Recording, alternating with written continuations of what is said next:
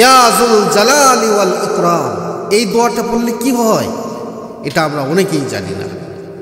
এর ভিতরে যে কত ফজিলত, কত শক্তি আল্লাহ পাক দিয়েছেন, এই আমলটুকু আমরা মোটেও করি না।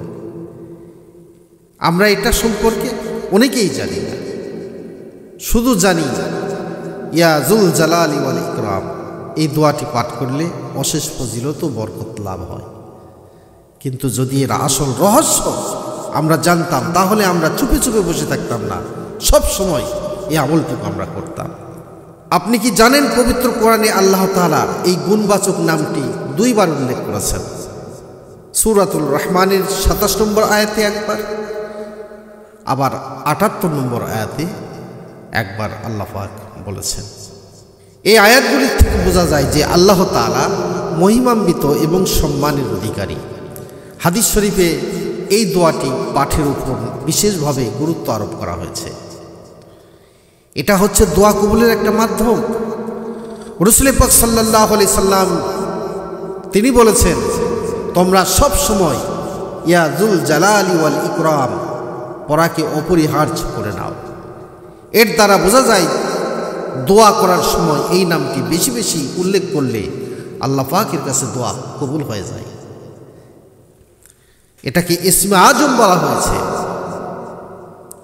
একটি হাদিসে আসছে, এক ব্যক্তি নামাজের পর একটি দীর্ঘ দোয়া পাঠ করেন, যার মধ্যে ইয়া যুল জালালি ওয়াল ইকরাম ছিল।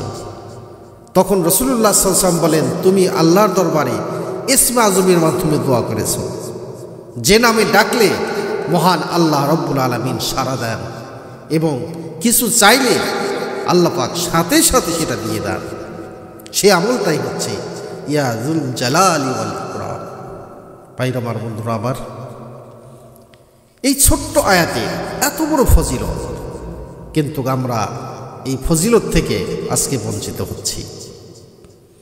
এর ওসিলায় আল্লাহ পাকের কাছে দোয়া করলে, কিছু চাইলে আল্লাহ পাক সাথে সাথে বান্দার দোয়া কবুল করে না। এই ইসমে আজম, এই দোয়া পাঠ করার পরে আল্লাহ পাকের কাছে গুনাহ মাফ চাইলে আল্লাহ পাক তার গুনাহ মাফ করে দেন। রিজিক ও বরকত লাভের জন্য এই ইসমে আজম পাঠ করে আল্লাহ পাকের কাছে দোয়া করলে আল্লাহ তার রিজিক এবং বরকত বাড়িয়ে দেন। দুঃখ কষ্ট বিপদ থেকে মুক্তি পাওয়ার জন্য যদি আল্লাহ পাকের কাছে দোয়া পাঠ করেন, তাহলে আল্লাহ পাক এই ইসমে আজমের ওসিলায় তার দুঃখ কষ্ট বিপদ আপদ সব কিছু দূর করে দেন। দুনিয়া ও আখিরাতের কল্যাণ ইমাম আবু জাফর তাবারি রাহমাতুল্লাহি আলাইহি বলেন, যে ব্যক্তি নিয়মিত এই দোয়া পাঠ করে আল্লাহ তাআলা দুনিয়া ও পরকালে সব কাজ সুন্দর সুষ্ঠুভাবে সম্পন্ন করে দিবেন।